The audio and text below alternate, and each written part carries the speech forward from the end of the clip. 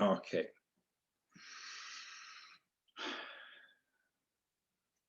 So, hi once again. Let's maybe give a few minutes for people to join in. Yeah, guys, so if you, let's wait for, oh. I think we'll need additional books.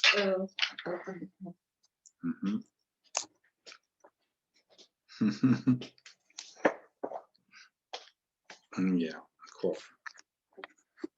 Perfect.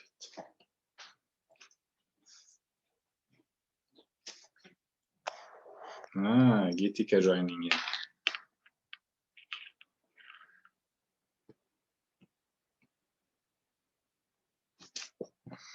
I will just swipe over to see who is there. Hey, Zane. Hey, Gitika. Hey, Gitika. Hi. Nice to see you both. Yeah, good to see you. Yeah. How are you doing? Yeah, we are doing great. We are in Chamonix. Oh, lovely.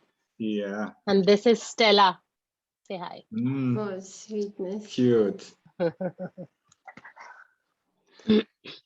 So, Sheila, Anna, Dorota, Dace, Leonora, and Anna. Hi, everyone. Good to have you here. We won't be able to see all of your hands because we are on the phone this time. But I think it's going to work anyways. Yeah, so if if you're, we can see only 3 people at the time, so we'll be swiping left and right, but if you have something to say or raise the hand, or maybe just kind of unmute and say something so you pop in our screen. Yeah, I think raising hands we will see. Yeah. But we will try. Or raise the virtual hand or something. Yeah, like that. So today, I see that the topic is resonating with so many of you guys, and I get several reactions on it also on Facebook and other places where we posted it. So that trust, the question of trust and the question of the hole in the heart that keeps coming back seems to be something you know something about or would like to know more. It's it's a very interesting topic. And we had a chance now in these last days to actually explore it in depth, because we are kind of trying to understand and map the modality that will work with any sort of addiction and kind of weeding out addictions from our life. So we are kind of exploring where are these addictions anchored to.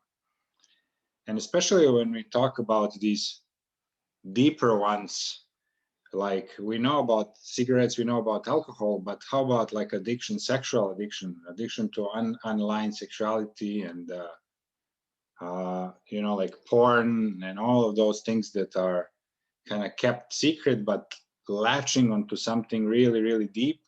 Those are a little bit more difficult to deal with. So now in our search, to love, addiction to security, there are so many ways that we're addicted to things without really considering it addiction. They all come from somewhere. So in today's session, we will explore where exactly. We gave a little hint in that introduction to the session, but more importantly, how to actually deal with that hole that we have that holds them all. So to begin with, let's raise our cups, because that's why we're here. Primarily. Cheers. Cheers to all of you, and thanks for joining, and beautiful to see you. Yeah, actually it's really special to connect with you guys, because like however much we can spend to connect these hearts and souls together and speak about these topics, we are doing something much better than what would be projecting on us from outside. So I really I'm very grateful for this space and for trust that you guys have, and this space that we have between our hearts. It is so, so precious. So yeah, looking forward to keeping it and exploring this space more. So to begin this topic, what we kind of found is that the crucial question that connects to all of these lacks, habits, addictions, and similar ways to kind of patch that hole are in a deep lack of trust to the flow of the universe. Lack of trust in the universe. So do we really know how to trust the universe? So we want to kind of start with the question to you guys: in your everyday life, do you trust the flow of the universe? And if you do, to what extent? A little, medium, all the time? And sometimes, or some topics yeah, are excluded from trust. and So if what's you your do, feeling about it generally? yeah, exactly. If you do, then how you do? How do you surrender to the flow of the universe, for example, for each one of us? So to see how we are in the group, who is at which level there. So if you feel like sharing, because we don't see all of your hands up, just, I guess, unmute and start, and who will self-regulate, who speaks, who holds the speaking stick. So do you trust the universe, and Or to what yourself, extent? or life? Mm-hmm. Yeah, or do you trust life? Exactly.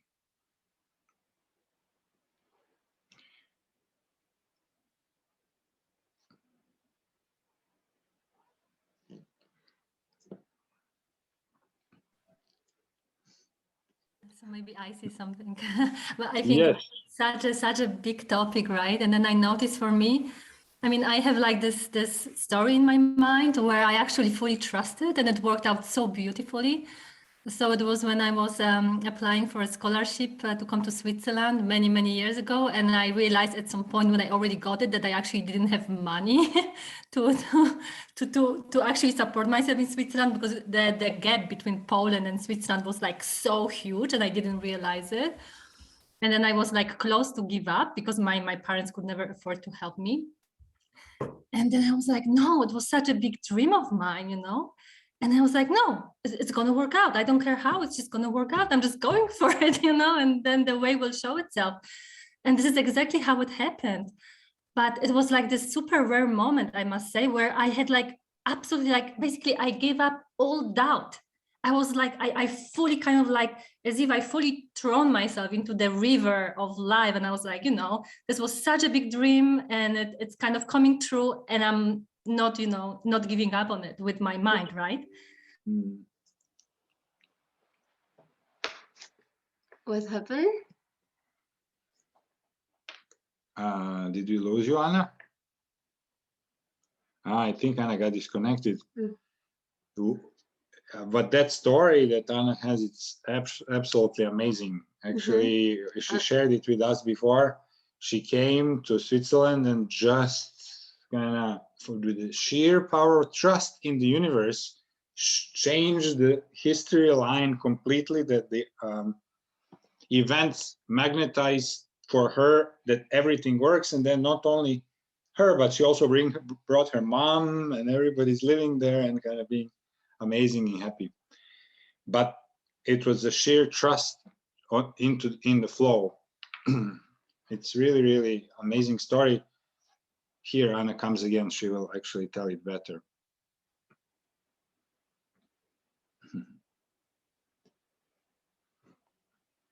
Anna, you just got disconnected, so yeah, we're... And my computer died. Oh, okay. Yeah, we continued your story. Yes. No, so that was like the story where I noticed, I mean, it worked out, but I completely gave up on mind stories and on this kind of like doubting, like, oh my God, how am I gonna, you know, make it? Like, I just completely gave it up. And I kind of like, I kind of managed to just trust my heart, and that, you know, that this dream was aligned with my soul and with myself, and just kind of like go for it without the mind interference. And then I have areas where it just doesn't work at all. You know, like, for example, my whole life in terms of like a love relationship, I would just not trust life. I would be like, oh, you know, like another fuck up is coming. You know, so yeah, so it's funny, right? And I don't know how to kind of like heal this doubt in some of the areas, and then in other areas I can like fully do it. So it's my story. Ah, beautiful. Thank you. Yeah, it's amazing. You gave us exactly the specific and precise title that when you gave up your personal story, you know, that miracle happened. So there's a lot of wisdom in this in this what you said, and yeah, and also that that there are areas who are that you can trust, and other areas that absolutely not. And Yeah. we'll see. There's a way. There's a way. Mm-hmm. Hopefully, by the end of the session, you'll have more hints how to get back to the trust. Oh, Anna, yes, we see your hand. Go ahead, please. Unmute. It's not really, no, it is Oana. Oana is also here. She's sitting next to me. Hi. So, this is Frank. Yeah, I think you saw my name before, I guess, when Oana tried to log in for one of the courses. Ah, that's right. I asked who is Frank, and she says, no, it's me, it's me. Yeah, exactly. Hi, Frank. Yeah, hello. I've seen you before, so it's just like you didn't see me, I guess. So it's interesting that Anna mentioned the Switzerland topic, because we are also in Switzerland. And for me, it was also similar, like, I think in 2016, I had like a New Year's resolution. I put, okay, I want to have a 6-figure job by the end of the year. I didn't know how to do that. Like, I was still living in Germany. And on the 23rd of December, I signed a contract in Switzerland for a 6-figure job. And I was like, that's amazing. So like, and oftentimes like after that, it really worked out really well. But also at the same time, I'm not trusting. You know, like it's like when there's doubt or when there's like fears creeping in, I'm not trusting that universe part, even though I've seen it a lot of times that it worked out. So it's really like this, yeah, the trust is not fully there. So that was something I wanted to share. And it's interesting that Anna like has a similar story also when coming to Switzerland. Yeah. Yeah. Thank you for bringing it up. It's actually, this is what we want to look at this session, exactly in detail, in slow-mo. How does the process happen from having our story to actually releasing it to the universe? So I think it's probably going to be helpful, because now we are having it really under the magnifying glass. So yeah, thank you for sharing. Did you, by the way, manage to get that 6-figure job? Yes, I did. That's like I signed the contract, and I think I started in May 2017. So definitely one of the best choices in my life, definitely. Beautiful. And I met Juana here, so yeah. Okay, so, wonderful. Thank you. Yeah, thank you for sharing. Well, beautiful impact that trust had in your life. Yeah. How about some of you guys? Some of you like Gitika? Yeah, we want to hear your voice. I think this has been an ongoing aspect in my life for sure. So I think I've also had some really amazing experiences where when I've really trusted and I've just surrendered, things have just worked out in the most amazing ways. But yes, that, you know, those have probably been pockets in my life, but day-to-day, everyday trust and faith is something that I'm really working on, especially in the last few months. It's come up very strongly. But what was really interesting about what Frank said is when he was talking, I think what I realized is that I hold back from asking for something specific because I don't trust I can get that specific thing. So then sometimes I'm so vague that I'm not really sure what, how it can actually materialize. So that's something I just picked up on when Frank was talking about being able to trust that I can ask for something really specific. Yeah, but this is a very big theme right now. So yeah, love to learn more about it. Thank you, Gitika. I love it. I love it how you put it. You said you would want to ask for it, but you don't because you don't know exactly how it's going to materialize. So I love it. It's great. Beautiful contrast. So yeah, we'll definitely cover that. Where do we interfere with what can happen by actually wanting to first have a way how it has to go, which of course contradicts the trust. The trust would be it can come anyway, especially ways that I don't know about or cannot think about. So yeah, we will definitely talk about that. Thank you, thank you. Beautiful. And Fabiana has a hand up. Fabiana, please unmute. Hi, good to see you again. Yeah, hi there. So, and I totally relate to, especially what Anna said about the areas of life, and I always think about that. And I feel that I trust like the universe or my guides or spirit or whatever, like 100%, much more than I trust myself sometimes. I feel like, like for example, I just traveled again, mathematic journey in the beginning and I had no idea where I was going. I mean, I kind of knew because I had heard a message that I had to go there. And I'm like, how is that going to happen? But I trusted that completely. So restrictions started here in Brazil, in the middle of my trip, and I didn't know. And so they were asking for like the VATS card, for example, on the buses. And I was like, oh shit, how am I going to do? But I never doubted it that I was going to make it. And I took like over 8 buses and I was like, people asked me for it and I was like, dude, I need to get there. And I was so certain that I had to get there, because like spirit wanted me to get there, that I did, and so that, and I never doubted it. But now, for example, okay, I'm here and I'm trying to root a little bit or organize my life, money wise and profession wise. And I mean, I'm still doing it, but now I start not having as much confidence. And I guess it's in me, because now I'm here. Now the universe, like, dude, I took you there. Now you just do whatever you need to do, right? And it's just not as strong, maybe, the trust. Yeah. Beautiful. Thank you. Great example. So yeah, we will definitely cover it.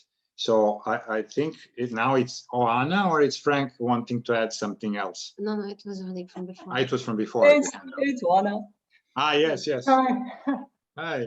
I also have a good story about coming to Switzerland, but there's not actually the relevant one. Like coming to Switzerland, I lived in the US and I wanted to come back to Europe.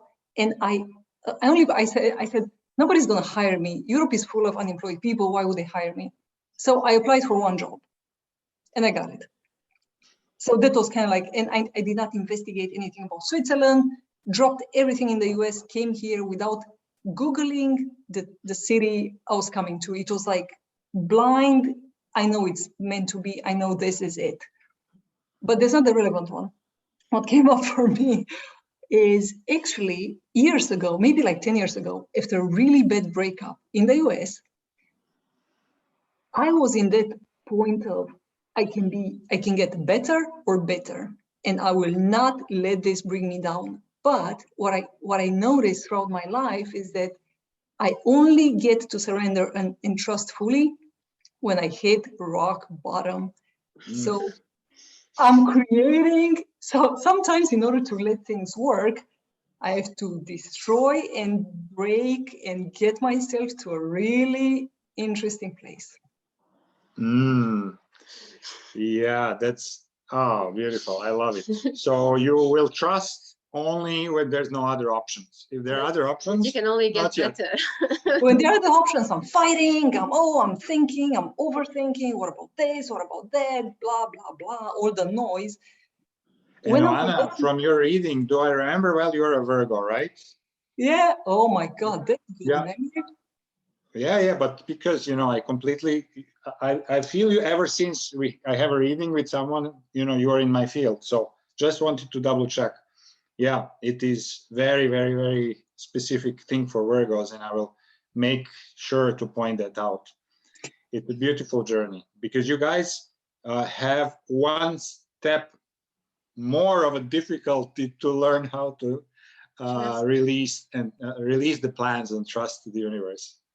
And I know it. I have part of the Virgo in myself. Evie also has a part of the Virgo. So we feel it very, very directly. And that extra step that needs to be done. Without destroying my entire life, it can work out. I can trust without just getting myself to the darkest of places. Beautiful. Yeah, exactly. That's unfortunately part of human nature. When, you know, when all our plans have failed, well, then we accept the surrender part. Say, okay, I've exhausted my ideas, so now I'm ready to hear. There's nothing else that can work, so I give you the chance. It's a last resort. And that was the most magical time of my life when I hit synchronicities back to back to back to back. There was no, you could not pretend it's not happening. It was so flowing when I just said, this is it, you know, I'm full of love, I'm forgiving that person, it's fine, I'm gonna be fine, I'm everything, you know, when I was in that mindset, I had synchronicities like one after the other, people coming out of nowhere supporting me, strangers for the most bizarre things. It was just like, I can only go back there, but not without the rock bottom part. That's exactly what we want. We want to make it a little easier so that you don't have first to destroy your life in order to get to trust. We will try to get there without the need to really destroy it. Yeah, a little easier. Yeah. Oh, wonderful. Thank you, Anna. Thank you. Beautiful, beautiful example.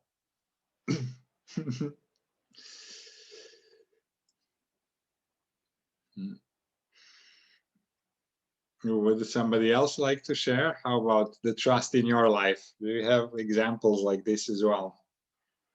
How did it work for you? I think I see that Zana's smile. She might have something to add there. Hello. Hi, who is there? I am not. Dave.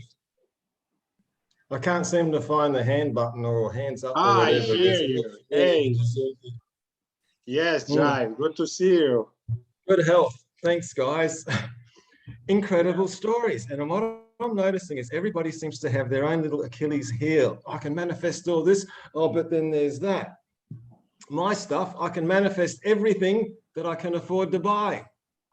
I get free bikes, I get free speaker systems, I get all this stuff. Oh, I need a lighter. I find 5 in the garden next day, not 1, not 3, 5, all these kind of things. But I'm realizing when it comes to the big things, I can manifest stuff overnight, money, this, that, the other, a cool apartment for half price, everything just kind of lands. I want this, I need a book, I need that, find it the next day, someone gives it to me, I find it. You get the idea, hey. So it's just like anything I can think of that I kind of need, but it's all the stuff that I could actually buy anyway. Even if it's a few $100 or $1,000, or I mean, I've manifested like well over a couple of grand's worth of stuff in the past few months of the year, and it's all useful stuff and stuff I need, and yeah. But when it comes to the so-called big things, I would like to transfer these skills to, you get the idea. Oh, wonderful. So your trust has like a price tag. Over this price tag, no. Below this, yes. Yeah, So, it's funny. I can afford to buy all these things, but I generally don't have to, because they either appear or someone gives them or I find them. And how do we transfer it right across the board? Beautiful, beautiful question. Exactly. Yeah, love it. Ideas on that one, much appreciated. Thank you, Jai. Beautiful. Yeah, we completely understand. And yeah, we will make sure to cover it. And we have a good idea where it's coming from. So definitely. Guys, yeah.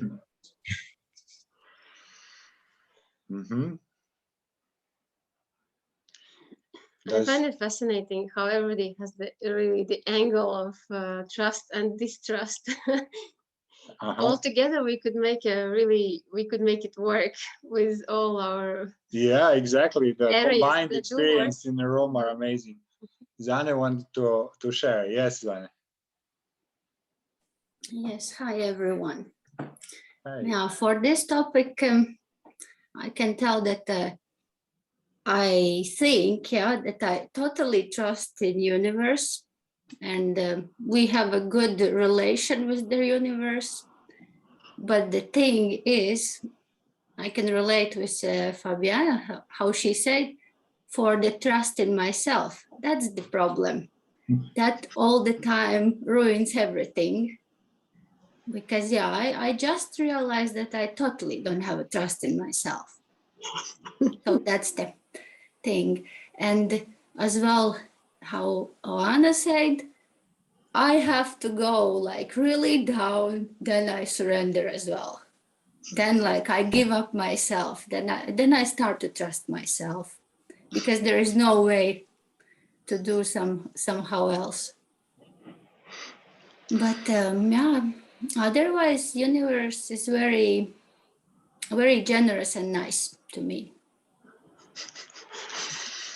Oh, beautiful. So universe is nice to you, except only you are not nice to you, but the universe is. Yeah, I just train for myself. That's it. Beautiful. Thank you. Thank you. Yeah, beautiful. Well, amazing. So anyone else has a little trust issue to share, or we dive right in?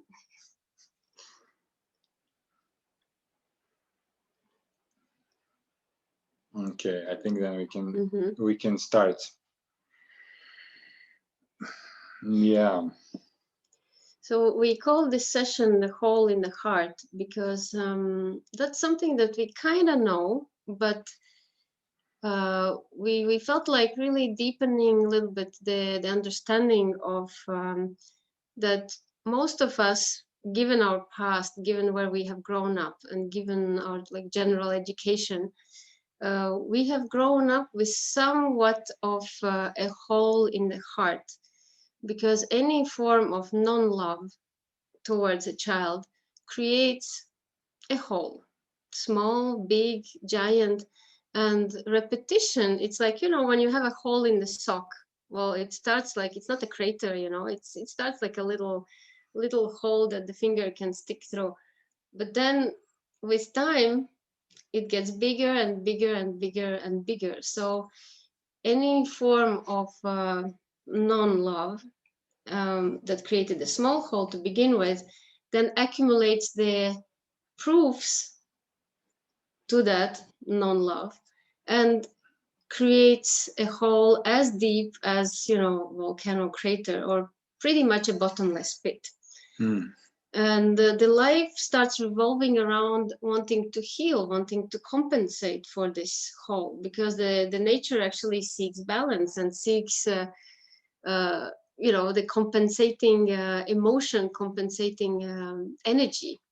So anyone who walks through life with a deep hole in the heart caused by non-love will automatically be drawn to things that would compensate that energy, except that it doesn't really work that way. We cannot fill this hole because it's just too deep. No amount of love or food or attention can sometimes feel the hole in the heart. And the actual kind of example of that, it's really amazing what kind of experiences we go through since childhood on, while we were helpless to do anything about it. Like when we are children, we don't really, our parents are our whole world. So even if there was no really traumatic experiences to the extent of being abused or habitually neglected, or having divorce of parents in the family, even if you didn't have any of those, but those are also super prevalent. But if we even didn't have any of those, we had this trauma that when we were a cute, small, beautiful baby, everybody would smile at us and kind of cuddle us, wanting to do world for us without us having to do anything in return. We were just cute and small and kind of had those beautiful big eyes and cute smile. And at some point, from 2 years old and later, that yes to everything that we were getting starts to become conditional. And we are starting to kind of get no to things that we kind of need to be trained to learn how to do. And then gradually, from complete servants that our parents used to be and factories of food for us, they start kind of giving things conditionally. Yes, but you have to go to sleep at that hour. Yes, but not without crying. Yes, but not chocolate, but this. So, like the normal training for a child starts. But from a child's perspective, it's heartbreaking, because before that, it thought that it's complete master of the universe. It thought that it's the God that has its servants. Anyone who has seen a 2-year-old can measure the trust in themselves and their ability to obtain anything, like anything in the world. There's such an energy and absolute undeniable force to, that the world revolves around them. So, not even having any of other traumatic experiences, this is already built into each one of us, that at some point the training had to start, and we had to face really an acceptable fact that we are not the center of the universe. It's heartbreaking, it's not fair, but that's how it was. So that's where all the things start. But the problem is, they start when we are 2-year-old. That we didn't have anything to do. We didn't have any way to get out of it. But guess what? Now we actually have really good ways to deal with all of those things. But the whole has been formed at that age. So that's why it's so deep. That's why we are not aware of it, because we are kind of wearing it as if, it's like something in our pocket. We don't even feel anymore that it's there. We had it for years there, and the only way that we are kind of noticing it, that maybe we wake up and there is some moodiness for we don't know what reason, and there is some difficult emotions for we don't know which reason. So yeah, many people report to us that they wake up in really strange mood, like depressed or not wanting to live. There is this strange hopeless or depressive feeling upon waking up. And this is where we haven't kind of covered it with our story yet, and that's pretty much the truth of the hole in the heart. It's in the moments of unawareness, in the moments where we are not able, because we're exhausted or or sick, when we're not able to hold our positive mindset story on the top of what is really there, the hole in the heart starts speaking or screaming or acting out. So people who are really addicted, they avoid being by themselves, or they avoid putting themselves in a situation where they wouldn't be able to cover the hole with their kind of willpower and actions. Isn't it so, guys, that it's really epidemic in today's world that people are really afraid of staying by themselves and staying in silence? Like we have TVs, we have music, we have all kinds of distractions, Facebook's, social networks and stuff, and there's constant buzz to cover this hole and to cover, to get us away from being deeply within ourselves. However, there is also the connection to the point of deepest bliss, but we cannot hear it. While there is this draft coming from the huge hall, we cannot really sit in peace and connect to that point of the bliss. Yeah, even positive thinking to some extent is covering this beaming hole, because we know that we're not supposed to feel anything like that. We have no reason to be depressed. We have no reason to mistrust, and yet we still do. So many things actually are attached to this hole, and you know that our passion for invisible world and entities. So they're also entities that in Buddhism are called the hungry ghosts. Those of you who did the course of Death and Dying with us, with Pepe, you remember in the Wheel of Life in the Buddhist tradition, there were these creatures. Yeah, there was one realm where we go after the bardo states, depending on our karma, and one of them is a realm of hungry ghosts.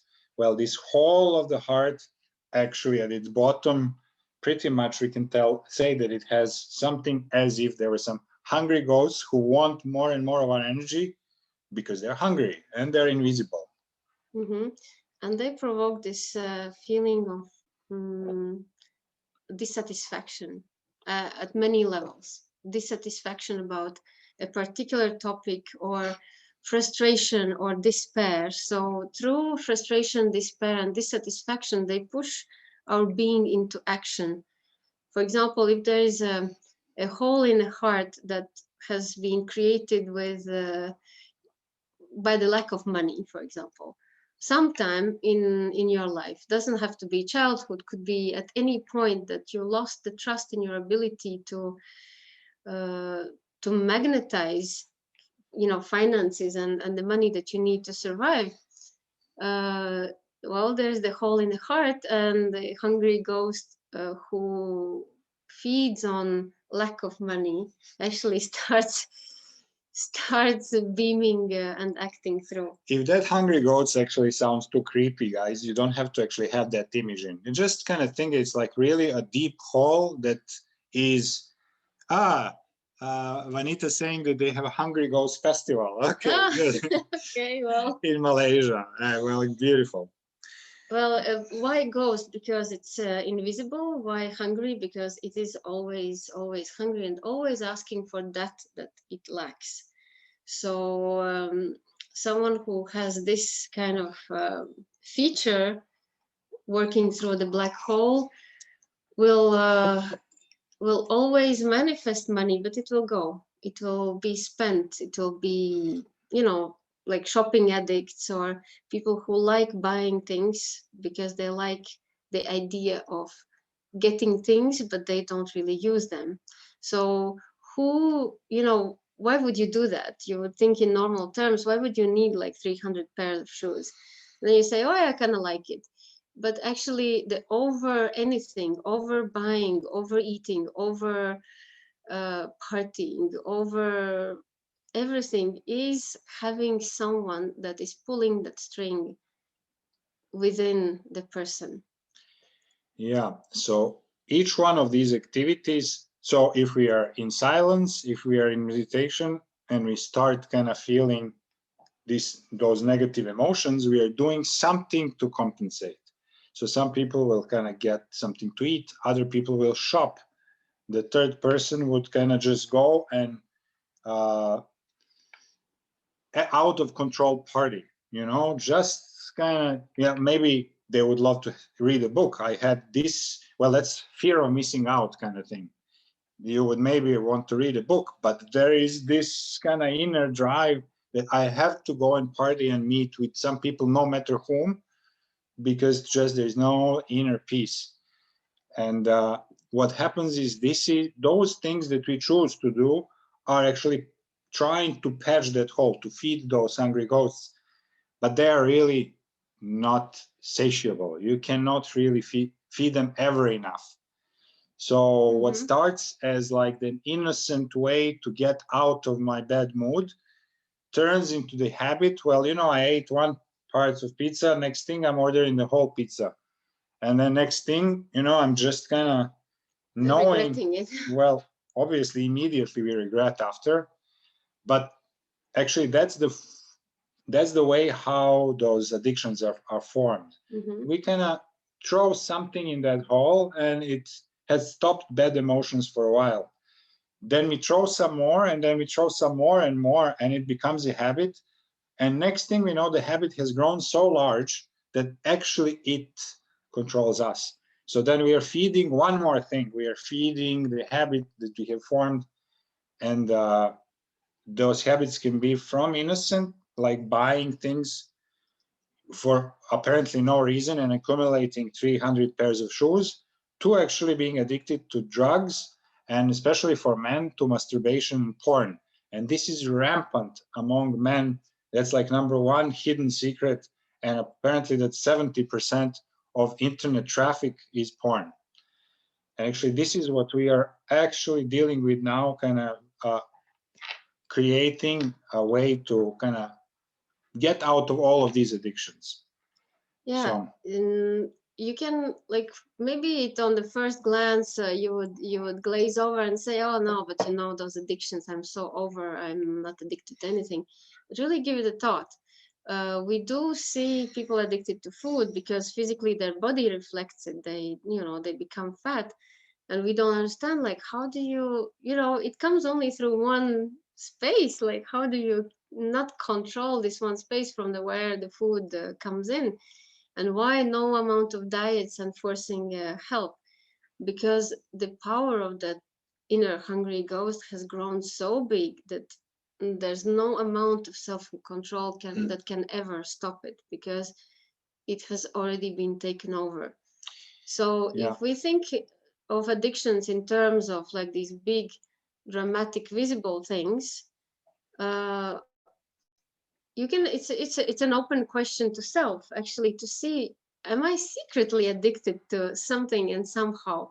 And am I giving it an excuse? An excuse that it's kind of, you know, everybody does that, or it's like not wine. that It's just a glass of wine. I don't want to stop living. You know, it's not addiction. I'm doing it for quality of life. The subtle aspects of addiction is addiction to emotions, or addiction to love, or addiction to attention. You know, we don't see it because we don't get more fat or kind of destroyed physically from these addictions, but actually they are very real. So women who are addicted to the feeling of falling in love, and the moment where they're seen as queens, they will secretly pursue, you know, do everything to get in those phases more and more and more, but no amount of attention will ever be enough to patch the hole. Or women who are addicted to suffering, like, you know, why would you want to be involved in suffering or addicted? Or or addiction to negativity. So these are secretly what we are doing, and without even knowing that we're addicted to a certain way of thinking, a certain emotion. For example, my mom is addicted to being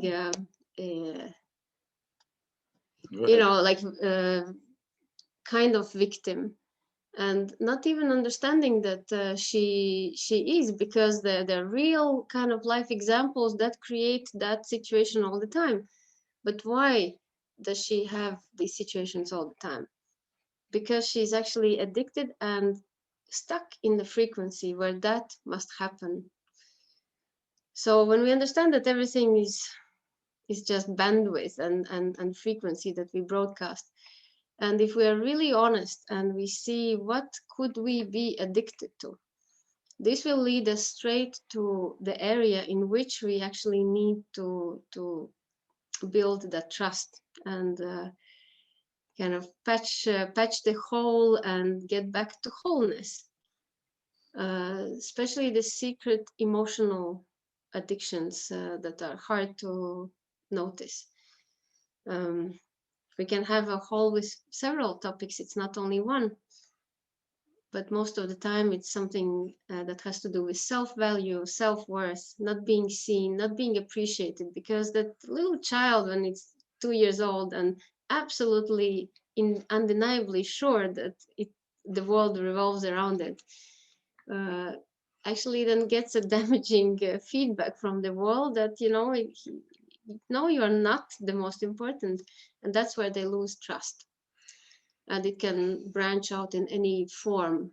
Usually form is, what did I do wrong? Why the parents don't love me anymore? I've done something wrong. And it's the beginning of lack of self-love. Mm-hmm. It can go in a way that, the world doesn't support me anymore. And then it goes towards the direction of lack of trust. So either of the two, these are like the most common ones, if there wasn't something much worse than that. So either lack of trust in the universe, it doesn't support me anymore, or lack of trust in myself, I'm not good enough. So these are like two huge ones that then perpetuate themselves and express themselves in different ways that we end up masking in a different way. If I'm not good enough, then what's going to kind of boost my self-worth for me? If I'm a man, well, I will try to kind of maybe get in touch and have many women that kind of show me that I'm lovable, because I secretly don't believe it. Or the same for a woman, like if I'm not good enough, let me at least somebody from outside confirm that for me, because I don't trust it myself. And of course, 100 goals, it's never enough. We go for more and more and more. The end of this vicious cycle is reconnecting to the place of love inside and finding wholeness within oneself, and finding that unity with the universe, where we are back one with the universe, who actually does everything that we want, because we are actually co-creating with it on one level. And the second, when we are back in the self-love and understanding that we are part of this universe, then we understand, okay, we get to the place where we dance. We and the universe is one. If I trust the universe, I trust myself, because there's no difference. I am a little finger of the universe, and everybody else in the world is other fingers, and with these fingers we co-create together as humanity. Such as one tree, as much a tree, and as much as that, it's also woods. So the whole jungle is consisted of all of those trees. So that's the way back to wholeness. So you might say it's easy to say, Yeah. and isn't it what we're like all trying to do, and actively kind of claiming that we do. But the difference is that even though, of course, that this is the way, the oneness and the unity and the self-love and love within, they are like slogans pasted up there in the mind. And the mind is trying to do all it can to think right. And there's a big difference between thinking right and actually vibrating right. You might think all the right things. You might think that you are like God's creation, and that you have divine embodiment and powers and this and that. But do you embody the frequency of it? Do you embody that trust that you think you have? As Anna said, that she trusts in the universe because somehow, there are proofs for that. And the trust in self is kind of skillfully, yeah, I trust myself, but do you really? And when you kind of really, really dig, you say, no, I actually don't. So this, why we put emphasis not only on trust, but where the lack of trust has been seeded, is because it goes hand in hand. You cannot trust yourself. You cannot embody the frequency of trust if you don't know where the mistrust came to begin with. And that little child that discovered that it cannot trust anymore in its ability to instantly manifest whatever it wants. Some kids can maintain it longer, maybe up to some like 3 or 4 years or longer. Or 18, the ability, depending on the mom. Yeah, they can manifest what they want, and it actually is given to them, but not by all people. Mom would do that, but maybe not the relatives, and certainly not strangers. So they cannot come up to anyone and get what they want instantly. And that's where, strangely, because this situation is not explained or handled properly, almost for anyone, the lack of trust in your ability to manifest actually is created. There was a point where you could manifest and you thought that you did it, yeah. And there's another point where you understand that what you want does not come true, or partially, or a little bit, or not at all. So this giving up your, well, it's not even conscious giving up, it's just seeing how the world reacts to us, that grows with us, and we're constantly trying to get this feedback from outside and see how the trust relationship comes. If we expect something from someone and they do what we expected, we trust them. Yeah, so super conditional trust. If we had a plan for someone and they didn't act as per our plan, well, we don't trust. Yeah. Or if we have a plan for ourselves, like who said about the story, if we have projected ourselves in a beautiful story, how we're, successful and rich, and if our story doesn't become reality, well, we distrust ourselves because our life doesn't match our projected story. So, you need a little time to contemplate, actually really going down the thread of how and what you trust, because it's really, we're so overlooking the depths of it. And the fundamental point that we wanted to bring across is that trust is a frequency. It's not a thing, it's not a state, it's not a, it's just a frequency. And there's a different frequency whether you trust someone outside yourself or if you trust yourself or the universe and yourself as a part of it.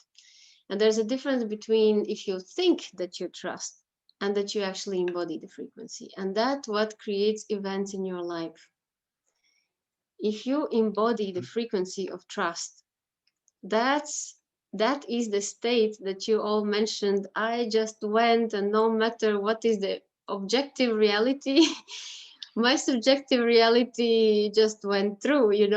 Objectively I had no money, I went to Switzerland anyways. Objectively I needed to have papers to travel, and subjectively I just did it. So when we embody that frequency of absolute trust, we are literally in a parallel reality. We are on our absolutely perfect divine timeline, where those other objective parameters do not really matter. So it's worth kind of saying it again, because this is really the crucial part of the matter. Do I think that I trust, or do I embody the frequency of a trust? And that's the whole difference. If I have kind of stated, like statements, affirmations, all of this completely does not necessarily mean that we are in the frequency of trust. We are in a frequency of trust once that we really are in it, when our whole we feel it and we vibrate it at the same time. Mm-hmm. So you guys who share those stories of absolutely like this, you even use the body language that shows how all of you like this, all of you are in that vibration. And of course this is where you prove that you're a creator of your reality, and just do it, and things are actually showing up and confirming your capacity. So we do not all have the same capacity of trust, yeah? Some more, some less. Virgos have extra work to do for trust because Virgos have plans and... Well, there is an explanation that I like to give to, and many of us, that applies to Virgos. We all have all 12 archetypes, but Virgos are actually kind of embodying it more because in their past lives, this is going to mute.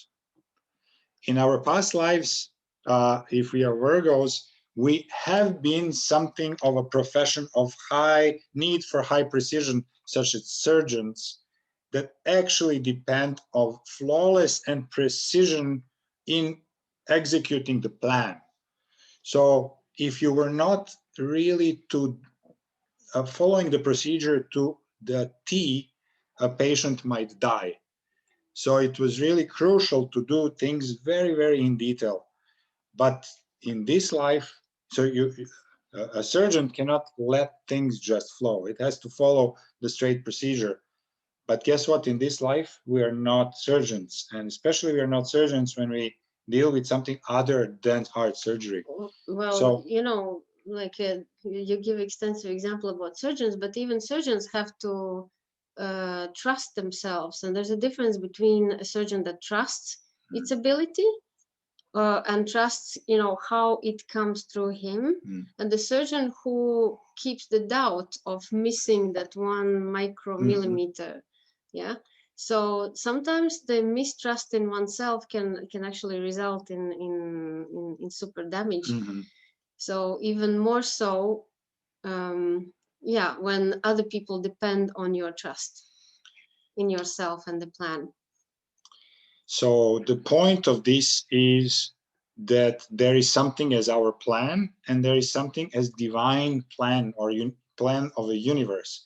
And if we insist of having our plan, then we are actually neglecting everything that is outside of the scope of possibility of that narrow plan that we have.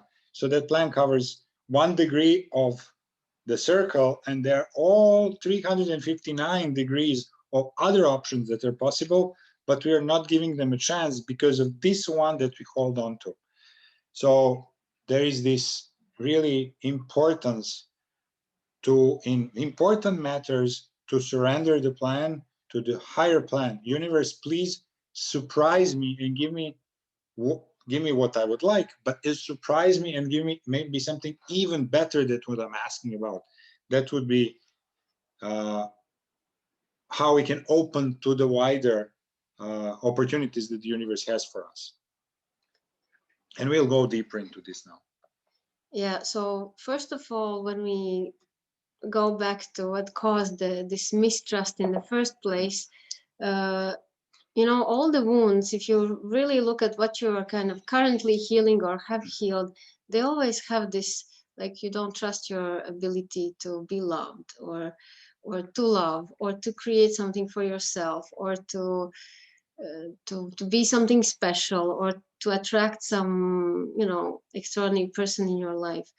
It's all a matter of not trusting your ability, your natural God-given ability. But do you even know that you have this ability? Or, you know, you can't even trust what we say right now about your ability because you haven't seen it.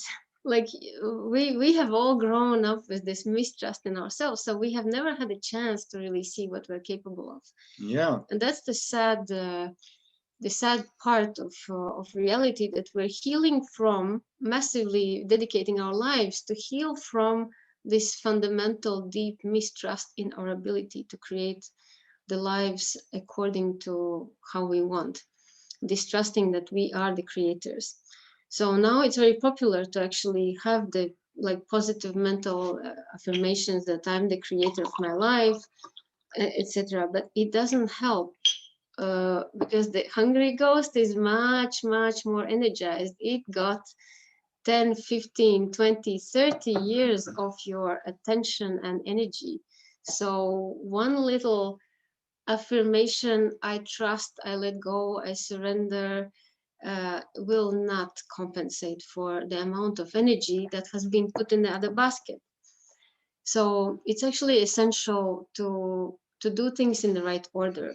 If you want to establish the trust in yourself, because even trust in universe is somewhat of outside of yourself, yeah, because well, you're the center of the universe, your universe for now. So that's why we feel that the trust in oneself is absolutely the main ingredient in this game of life. So when you put yourself in that position where you want to heal your holes and get back to wholeness and start trusting yourself, you have to be radically honest in the areas that you don't trust yourself. Like really, well, of course we can't do it on the call, but if you would like to see how deep is your mistrust, really going and browsing with radical honesty through all areas of your life to just measure the level of how much you don't trust yourself. And to see that, you know, even self-love is just a concept until you actually do something about patching the hole in the heart. So real self-love would be not only caring about yourself and putting yourself first and the whole list of what you could do, but it would be acknowledging that things are the way they are, and you think about yourself the way you do because, you know, there was no other way available to you at the moment. And the self-love is something that arises from deep understanding of how things have been in your life. It's not a plaster. Self-love is not a plaster over a crater, you know. Self-love is something that grows from the hole and heals it like a wound. The same way as the body heals the wound, you can heal all your holes in the aura only when you start deeply, deeply acknowledging that love is who you are to begin with, and start activating and vibrating in that frequency.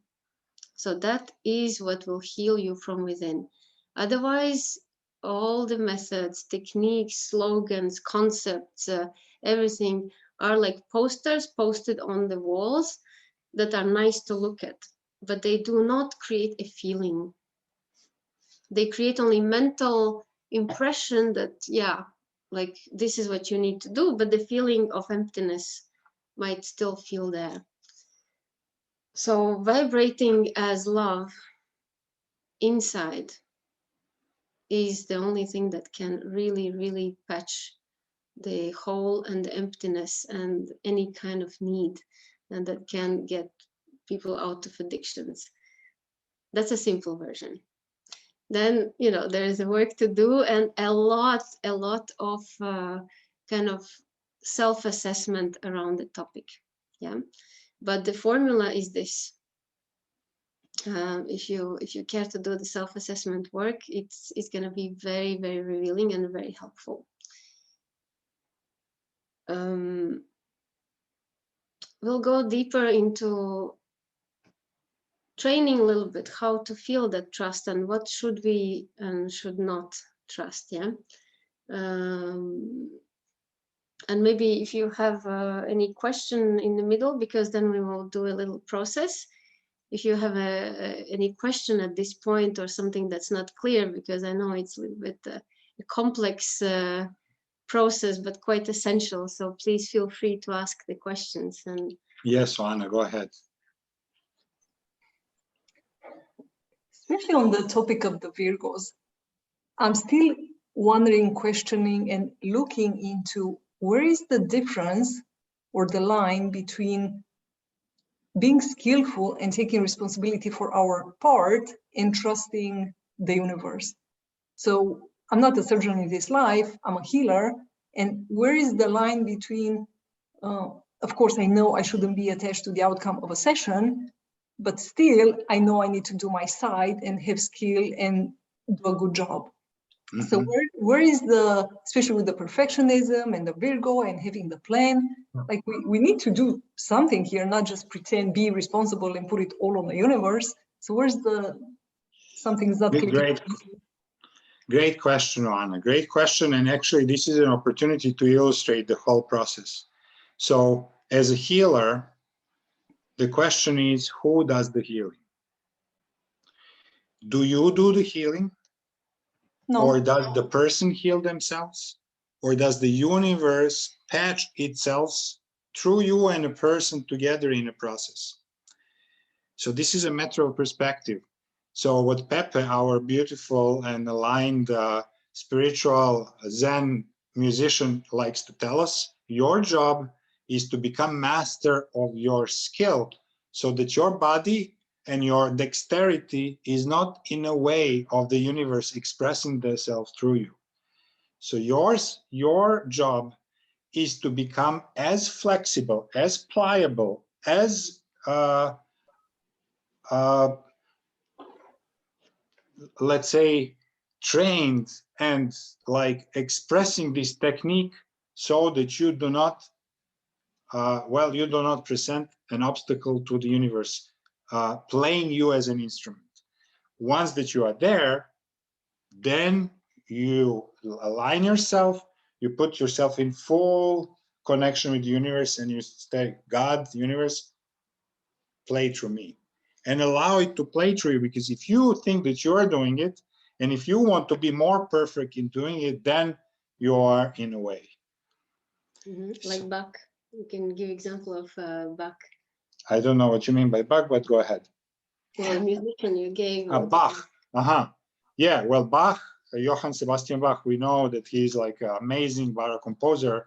So what he would do with his, and he's like somebody who wrote like thousands of pieces, like he would. So what he would do. By the way, I'm just saying why it's even more special, his music, because when we did the measuring of frequencies that heal, there were not many. Like there's no kind of classical music that actually had an impact on addictions and on non-self-love.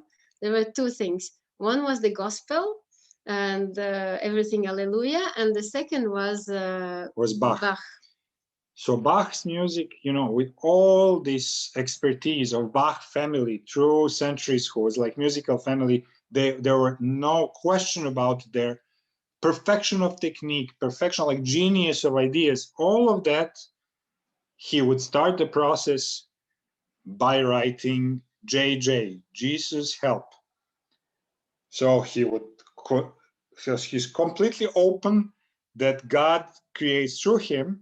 And at the end of the piece that's super complex, like those perfect tempered clavier or those, the art of fugue, if you know what that is, it's like genius composition in counterpoint and harmony. After creating something like this, at the end of every piece, it is said, for the glory of God. That's it. That's why he's doing it. So first, beginning the process by saying, God help, Jesus help, ends the process by saying, for the glory of God. None of it is his. It's not Bach's music, it's God's music. So this is an example of that. And the result is amazing, of course. So is it answering the question? Yes, something in a way it's still not quite clicking. I mean, I get it mentally and all that. I get it. There's still something like if I have sessions from other people, I can see how one person can deliver a phenomenal session and the other person is like, oh yeah, of course, you know, they need more training or they are not doing this properly, or, you know, I can see my side from the perspective of the client, how that influences my perspective on, well, but maybe it's the skill, maybe they didn't practice enough, or something here I'm still kind of playing out.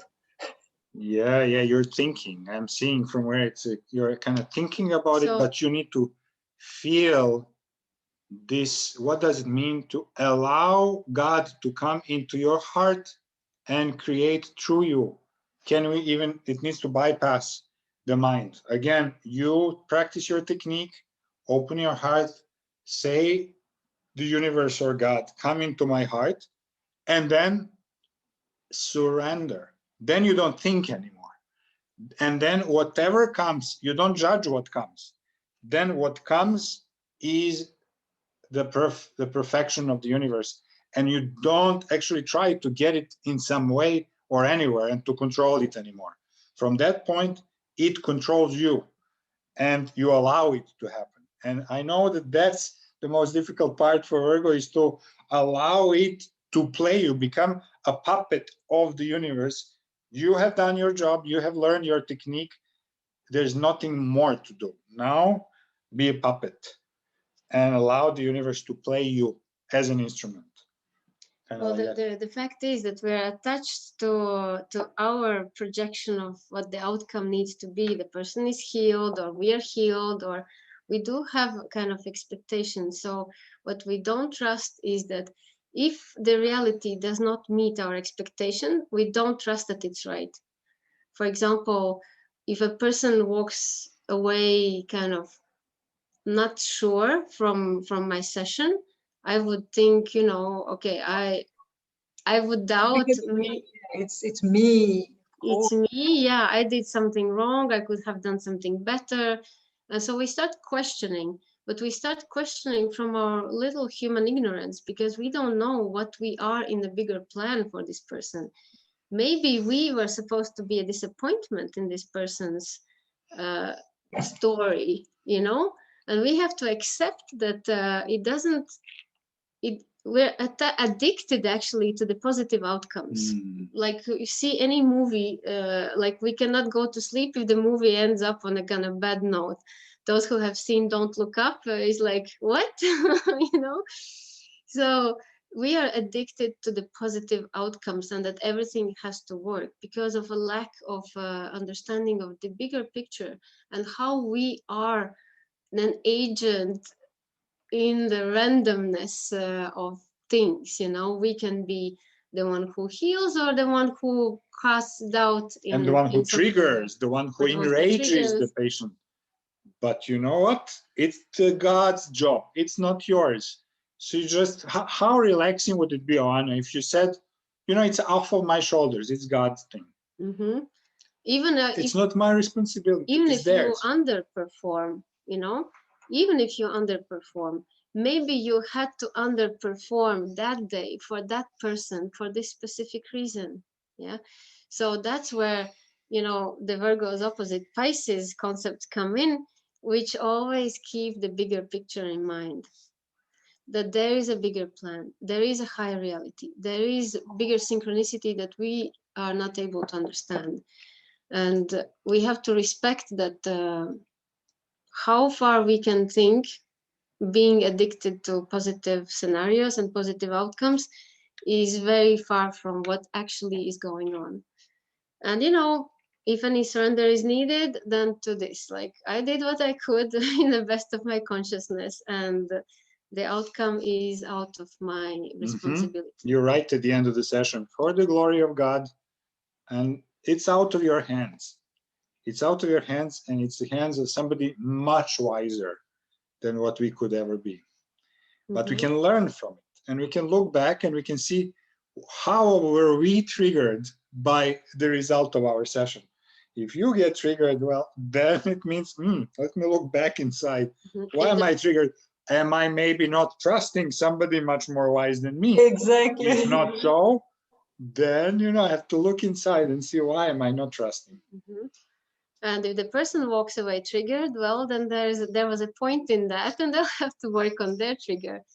And sometimes, you know, I have seen that people after a really bad healing session kind of stop the whole thing altogether and say, you know what, I'll just take it in my hands.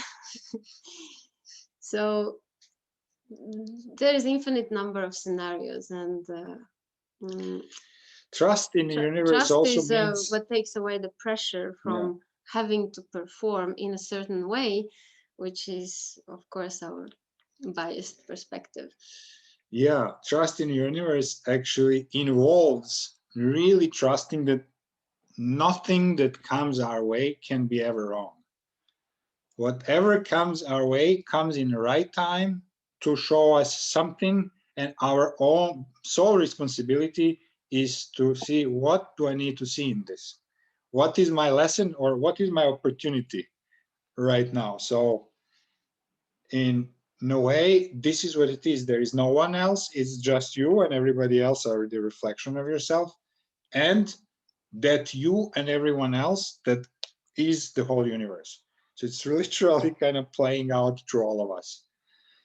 So those are like illustrations of what are those strings. When I tell you to let it play you by puppet, these are the energetic strings, how we dance together.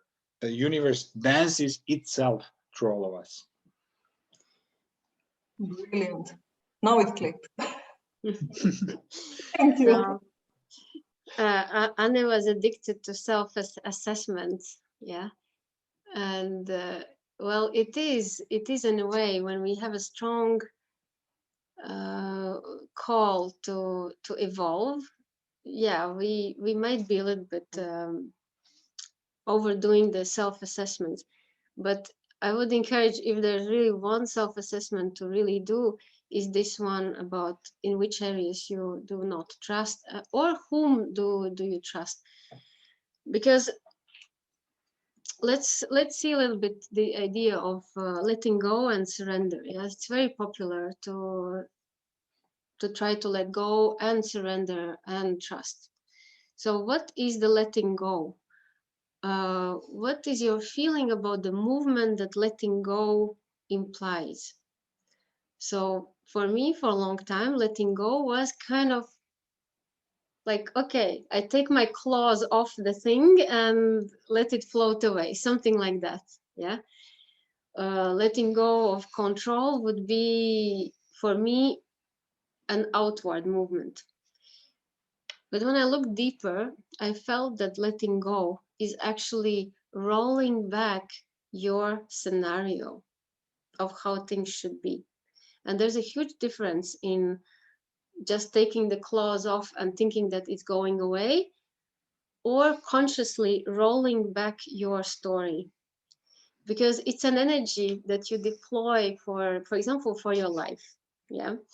You have made up a story of how you want things to be, and then the actual kind of events are going sideways from your story. So if you think that you would let go of your storyline to embody the one that is actually happening, well, it can't go anywhere. It can't go anywhere because you have kind of rolled it out. It's like this measuring tape. If you roll it out, how can you, where do you let it go? You push the button and it kind of clicks back in. So when we say taking responsibility for acknowledging that things are the way they are, it's rolling back all the measuring tapes that we have spread all across our kind of future in our minds, and sticking to them and energizing them, rolling them all back in. So in short, letting go in my experience is retracting my projections, expectations, and opinions about my life and how it has to go and where it has to go. So it gives a lot of instant relief, because sometimes, when I have heard like millions of times people say, I'm trying to let go, I'm trying to let go of the idea, I'm trying to let go of a person, and it doesn't work. Yeah, it's still there. Yeah, because you are trying to let go of something that you have put out there. And so when you bring it back in, it truly stops existing. It's like, you can imagine you suck it up with a straw, roll it back with the tape, breathe it in. Yes, into the solar plexus. Literally like putting the fishing string back and reabsorbing it. And even kind of breathing that it dissolves back into the energetics. So really do the physical re-breathing it in or re-eating it back. Mm-hmm. But yeah, imagine that it's physical. Retracting the matter. So exactly as you said, to give up on a personal story, because there's a bigger story going on. And So that's for letting go. Then surrender, how do you physically surrender? How, okay, it's a title, it's a word, it's a concept, but how do you embody the surrender? It goes something, in my imagination, goes something like, you know, hands up and I surrender. Don't shoot. It has, again, you take hands off control, you take hands off like desperate, trying to steer where you have no idea how. So the surrender is pretty much associated also to that rock bottom state where you have literally no ideas, where the mind is kind of cornered and has nowhere to go. It admits that, okay, I surrender, I have no idea, I've tried everything I could, I have no idea. So the surrender actually comes when we are out of ideas, we're out of clues on what to do. And then what happens is that we automatically stop the story that we were attached to by surrendering it to something bigger, because our plans have run out. So surrender can be spontaneous because of we have no choice, or conscious. So the conscious surrender can also happen for, I surrender my attachment to being noticed or loved or praised. We can surrender a lot of things just by taking our hands off and saying, you know what, let's start again. Let's start right here, right now. I let go of my story of how I was a victim. I truly let go. I give it up. I give it up. I don't believe in it anymore.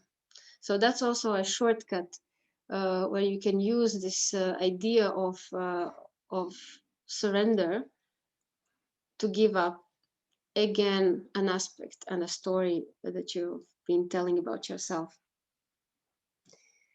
So then we come to the trust, and we can see that from what you shared, we have the inner trust and the outer trust. And most of the time we live in the outer trust, which is, I trust what I'm seeing on the TV, or I don't trust what I'm seeing on TV. I trust what my friends are saying, or I don't trust. I trust that this person will do what they promise to do, or I don't trust them. It's like we are literally living in these categories of trusting or not people, things, places, information, books, teachings, gurus. We're always having this kind of, and even when we say having a discernment, it's about trusting or not trusting. And we have somehow learned to live in this idea that we have to maintain the discernment in order to open up and trust, or close and push things away. And it takes a lot of energy. And it's not quite sure that our discernment is the best tool to really guide our lives. Even with the best discernment, we're kind of trying to keep it comfortable and not real.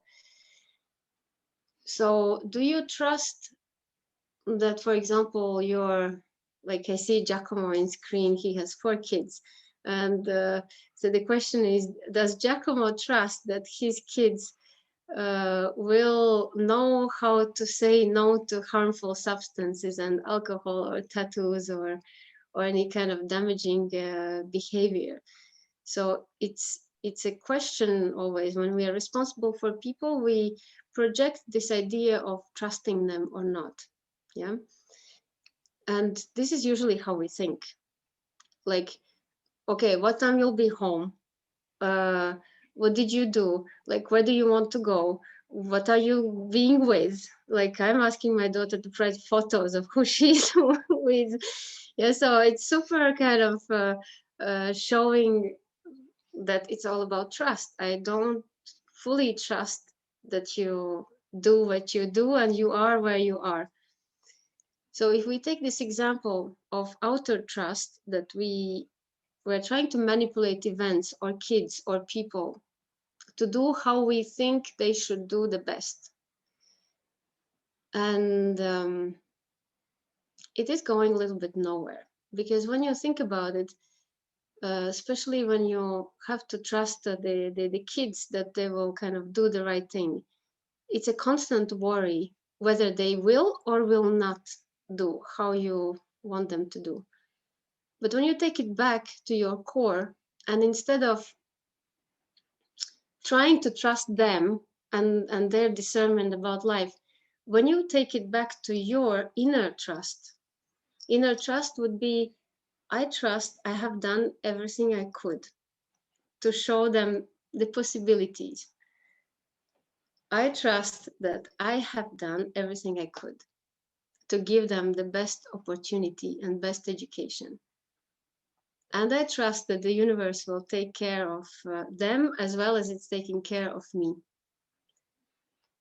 And when you really dwell in the difference between trying to trust someone that you have no control over, especially teenagers, or trusting yourself that you have done everything you could and that there's a greater plan, you will immediately feel a shift in your energy and perception about things. And you will liberate eventually the timeline where they don't have to fulfill your worst expectations, because like you are not the problem anymore. They don't have to rebel against your excessive need for them to be right, So how about when it comes to, I trust what I see on TV, or I don't trust what I see on TV? So what is better? Is there any better? It's still the outside kind of projected trust. How about if you retract both versions of trusting or not trusting the TV back to your inner trust, and you say, I trust that when it comes to me taking decisions, I will decide and do what is in my and everybody's highest interest. And I trust that I'm guided and fully supported in what's happening in my life. So actually, you don't even have to trust anymore what you see or hear, because when you will need to take an action, you will trust yourself and your guidance in the moment that you will do the right thing for you. And what is even the right thing? The right thing, we always, those of us who are addicted to positive scenarios, we always think that the right thing is avoiding pain and getting something nice. But how about that also surrendering this positive scenario addiction and saying, if I have to go through the hardship, there's a bigger plan for it. And I accept it, and I go through it, and I navigate with grace and consciousness and full letting go, surrender, and trust in myself and the higher plan. It makes a whole difference, because most of the time in our lives we're fighting against something absolutely uncontrollable. You cannot control where the kind of vaccine story will go, who will win, who will do what, who will close, who will open. You cannot control that in any ways, nor you can at this point anymore discern where's the truth. But one thing you can do is to bring back the trust that when it comes to getting somewhere, like Fabiana, you will. When it comes to you making a choice, you will know how to do that. Or if we are looking at a bigger picture, if we have to go through the difficult phase in history, maybe it is about humanity having to get reborn into its higher vibration. And maybe it's a collective rebirth, and maybe we have been spoiled for long enough to poison so much of our resources that now like a heavier diet is needed. And that heavier diet might be to actually kind of have a traumatic experience for the whole humanity, so that the new species will be born out of us. So Yeah, like this some is a of you shared possibility. Yeah. that rock bottom. Yeah. Maybe this actually, is rock bottom of humanity, and it looks very much like it. Maybe it's not even about you, but how you want things to go. Maybe that the bigger trust is that I trust that if the humanity has to hit the rock bottom in order to be reborn in the light of truth, well, I am here and I have chosen to be here and I'm part of it. So I'm doing my part, and I trust that I'll be given the tools, the knowledge, and the way to play my part as good as I can. Yeah. Another popular element of trusting or not trusting the outside. For example, do you trust your partner? Do you trust your husband, your wife, your boyfriend? Do you trust the person that comes in your life? Yeah. So usually we have these kind of super filters and like examination. Can we trust based on parameters, based on what he says, how he acts, what he does, but always through the little kind of extra awareness with alarms pasted all over the place. We're examining whether we can trust our partner, especially when we get married, and when stakes are high, we try to see if we can trust the partner. We can trust that he's not going to take off like any morning, or he will support us. So whatever we place our trust in our partner is this external trust that is actually taking a lot of energy, uncontrollable, and it's a complete delusion. Actually, we're not even in the phase where we ask for trust. Yeah, this is internal assessment where we try to trust our partner. But how about if you just retract the need for external trust and you bring it back, instead of I trust you, or I don't quite trust you, or I need more proofs to trust you, you bring it back right into your heart and say, I trust my ability to attract what I need, the best for my development in this morning. If I attract, I'm thinking of you, Anna, if I attract a psychopath, I trust that this is what I needed exactly right now. If I attract someone who shakes me up, I trust that this is exactly what I need to perfect my soul. I trust in my ability and in the higher plan of things that I will be able to deal with it, however it comes. I trust that if my partner disappears from my life, that it is actually for the better. Yeah, this is really important that they're sharing now. We seem to be attached to these positive outcomes, like we said. But the life doesn't go like this, from one positive experience to another, and more flowers and more hearts and more, bunnies and stuff like that. The life, actually, if we really go full way, living it to the full, it goes through the phases of so-called purification, and then lifting us up to the next level of mastery. Purification, higher level of mastery. Purification, higher level of mastery, and these are cycles. And we have to have in our understanding that we will go through the moments of hardship and the moments of bliss. Hardship is necessary for us to get to the higher level of bliss, and you can have an easy example for that is a gym. If you really want to go to the gym to kind of sculpt your body, well, you have to actually give it an honest effort. And while the stretching of the muscles or the body is happening, well, there is a certain pain that you have to feel. Otherwise, you're not actually doing the work. Same goes for stretching our energetic body so that we can embody higher and higher levels of energy and consciousness to flow through us. So it's something that's very realistic to expect and to not shy away from. if anything, we can kind of call in, well, you know, come on in and give me whatever I need to go through if my goal is to reach certain diamond luminosity or not diamond consciousness. Well, give me whatever is needed for me to stretch enough to embody that level of frequency.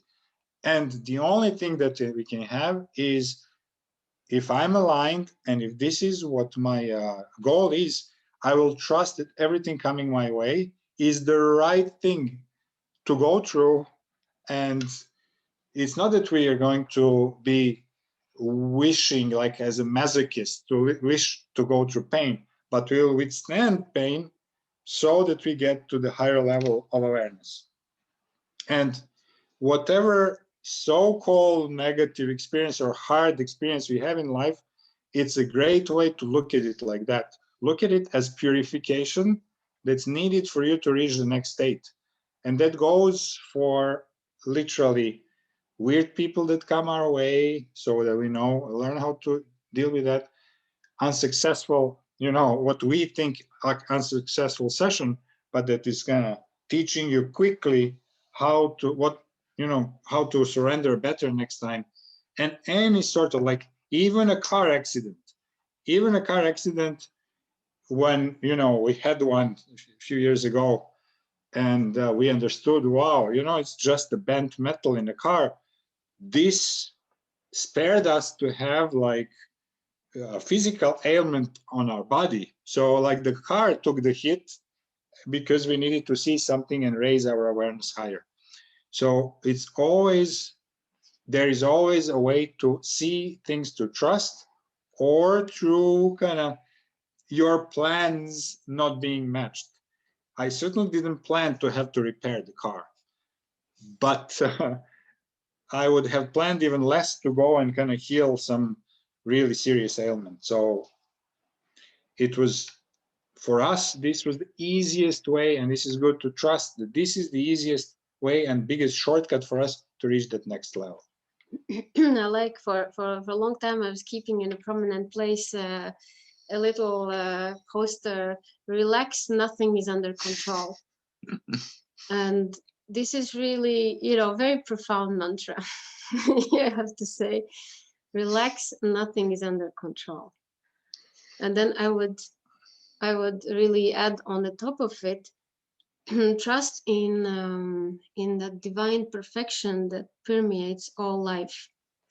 I would like to bring one more example of outer trust versus inner trust, and we're, you know, mentioning like Jesus, God, universe, source, creator, our higher self, angels, guides, and all the invisible part. Because when we stop trusting people and what they say, we really turn towards the invisible representatives, and we start trusting the guidance, the voice that we hear, the angels. We give it a form. So we actually, it's a shape of our consciousness that starts talking to us, because we still don't trust ourselves and our ability of inner knowing. So we have, well, I will be very direct, we have hallucinated a higher force that talks to us. Because in if you really tune in deeply, there's not one unified source that speaks the same way to all people. Even all angels are a little bit of hallucinated forms that we have projected ourselves because we don't trust the inner knowing. So when we say we trust the universe has a bigger plan, it's still somewhat of an external trust. And when you bring it back to yourself, like Zana said, she trusts the universe and doesn't trust herself. Well, it would be bringing it back to your heart and saying, well, instead of trusting or not trusting the universe, guides, angels, higher self, you bring it to yourself and you say, I trust that my inner knowing is growing every day more and more and bringing me everything I need in this life with ease and grace and perfection. So that you don't have to roll your eyes up to like imaginary place in heaven that will, you know, drop an answer or maybe not. You retract even that little string that was at least a place that cannot disappoint you because you don't see it. And again, bring it back to your heart, to that wholeness, to the wholeness which is the healed whole and the vibrant, perfect heart. And with full kind of, again, letting go, trust and surrender, you embrace the moment exactly the way it is. And you trust in your ability to go through it. And trust that what is thrown at you at the moment is the best that you could have. You can also kind of indulge in imagining the worst, but if just trusting that this is the best, it will carry you really on a special kind of corridor through everything, all other scenarios. So it's a quantum theory, and what you are entangled with actually becomes part of your reality. So the ultimate creator of our hologram are we. So the more we are able to bring it back to exactly ourselves and settle in this kind of no doubt space, the more we actually become active designers of our personal holograms. Yeah. So think of all the ways in which you are projecting external trust in people, things, visible, invisible forces. And we can do a little exercise. You know, you pick your favorite kind of non-trust. Well, some active non-trust, because, you know, we ultimately we want to weed out also external trust. Yeah, like we have Jive in a screen. So Jive, for you, you pick that mistrust that you can get in your life, that you can manifest in your life, things that are more expensive than what you could pay for. So maybe hold that as an example for you. We are going to melt this away. Yeah, pick your favorite distrust about people, relationships, or children, or government, your ability, your lovability. Pick any of them and really kind of it's a vibrational experience, so we'll give you a few seconds to kind of settle in your distrust, whether it's distrust for yourself or anything else, and really pick one and vibrationally kind of examine how that distrust feels.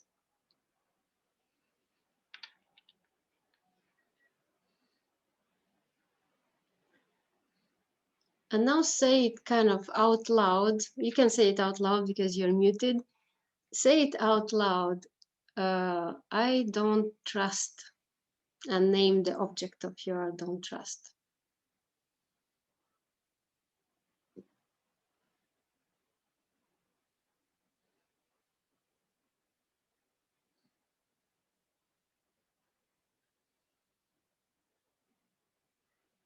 And feel how it feels just for a moment.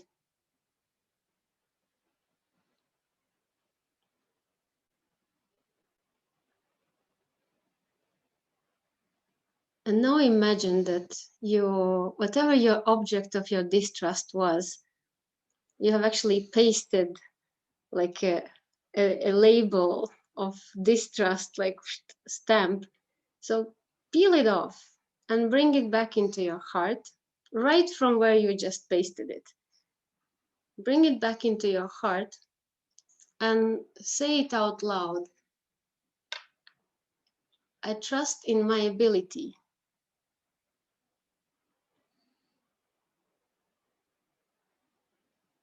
to bring the best person, solution, to deliver the best of my abilities to the world. I trust in my inner guidance. I trust in my intuition.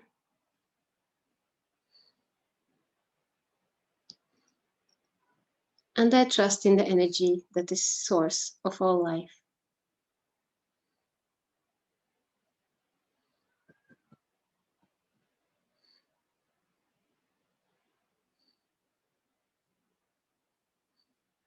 I trust in my ability to embody love.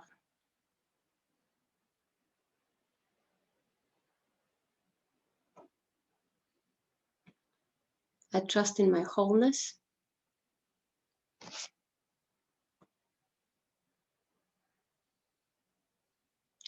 And I trust that I am part of bigger life, bigger vision.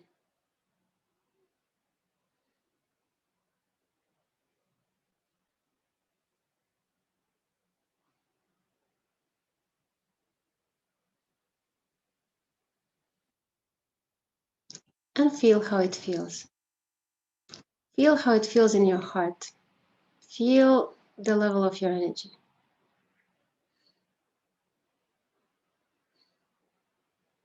Feel the level of empowerment.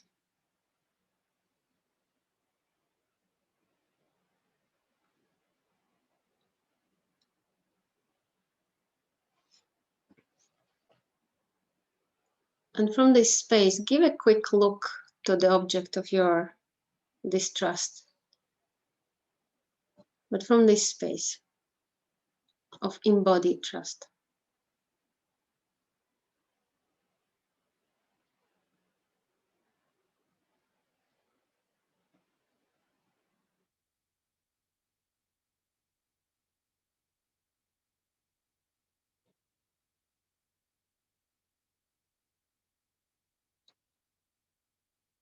So if you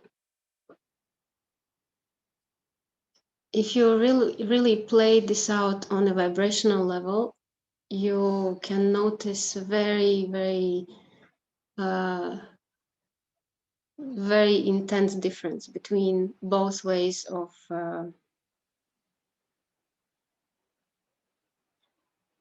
distrusting the outer source and trusting the inner source.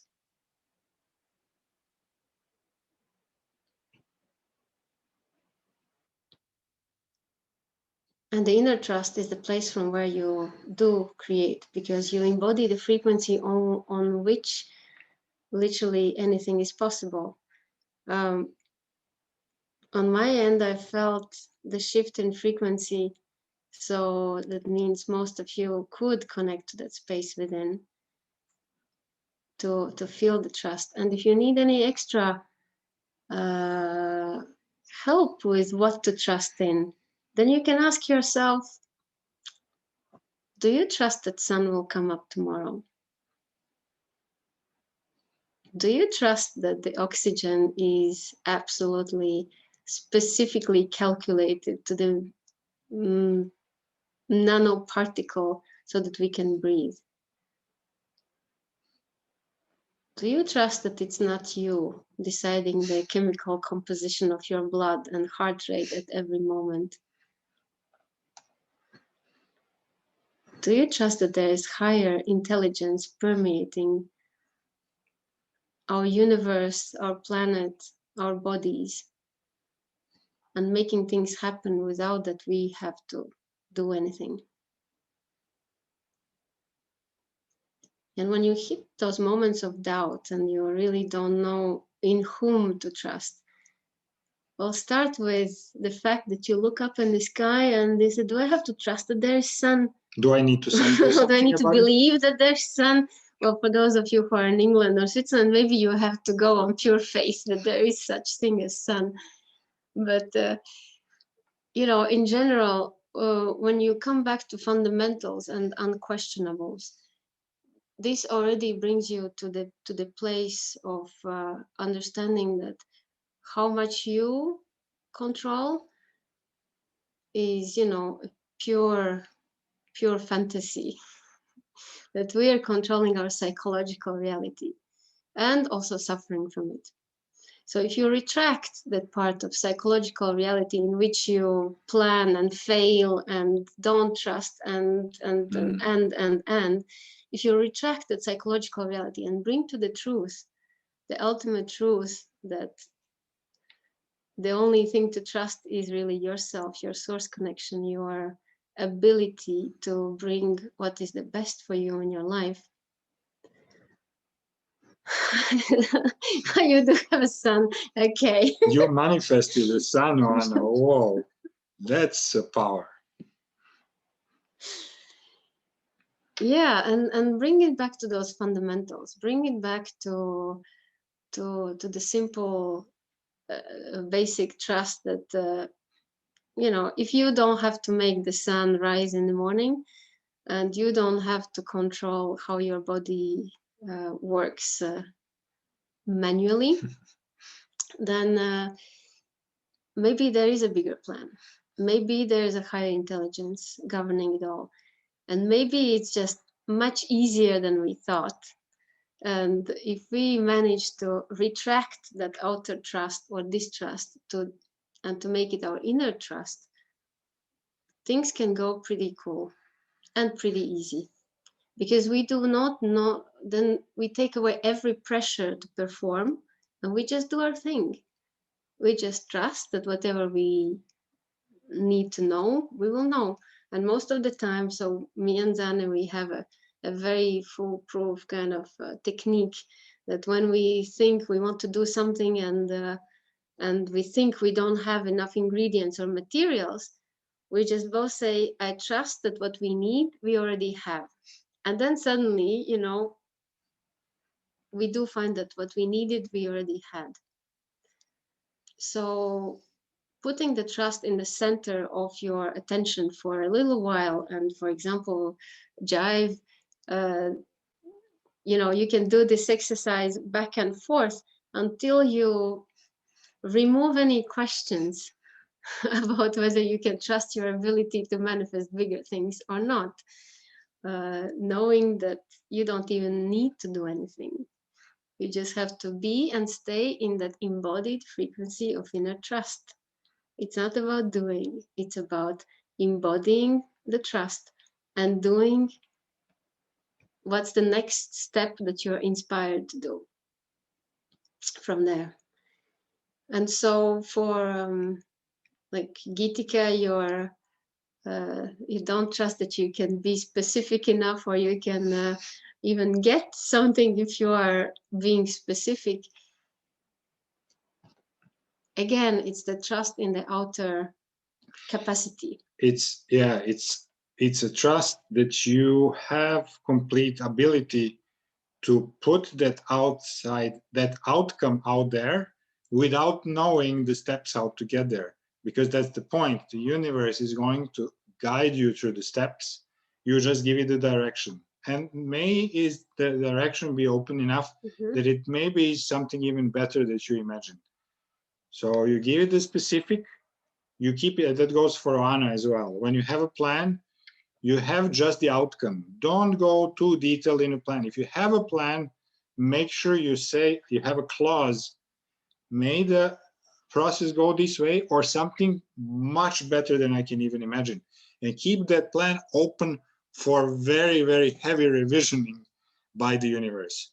So sticking to the plan is really not a good strategy, because we are keeping miracles out. So yeah, the concrete outcome or something even better. And then if you have to make several steps, make it very flexible. They're going to change very often. So I really recommend you dwell on the topic as much as you can, and adjust your all areas of your life where you have the external trust issues, external trusting or not trusting, because they are both the same. They're taking you out of your reality. Even trusting something or someone, like don't trust for what we say, try it for yourself. Try how you feel when you trust something outside of you, or when you don't trust something outside of you. And this, when we brought it back and you trust your own ability, or you trust that this is part of the plan and you will be given ways how to get through it. Yeah. And trust that everything that comes your way is basically for your highest good, and that is the best thing that could happen to you out of all kind of worse options. Yeah. And make it really, really easy. And when you embody the trust, so by the way, the mistrust resonates on the frequency of chemtrails and cancer. So not a cool space to be in. And the embodied trust resonates on the frequency of creator.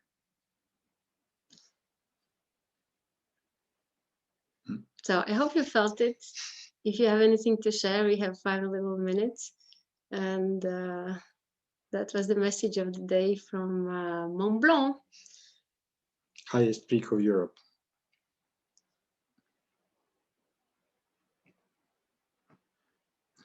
And if not, then we see you guys hopefully next week. Beautiful to have you all and to have a chance to share this with you. Did anyone feel like the active difference between bringing it, like retracting it back to yourself? That's what you pasted outside? Anna, you felt. Let me scroll through the screens to see if somebody else is nodding. Giacomo, yes. Sense of peace. Yeah, sense of thank peace, you. Exactly. Yeah, hey, Hi, hi. Claudia. Hi, Claudia. So good to see you. Yeah.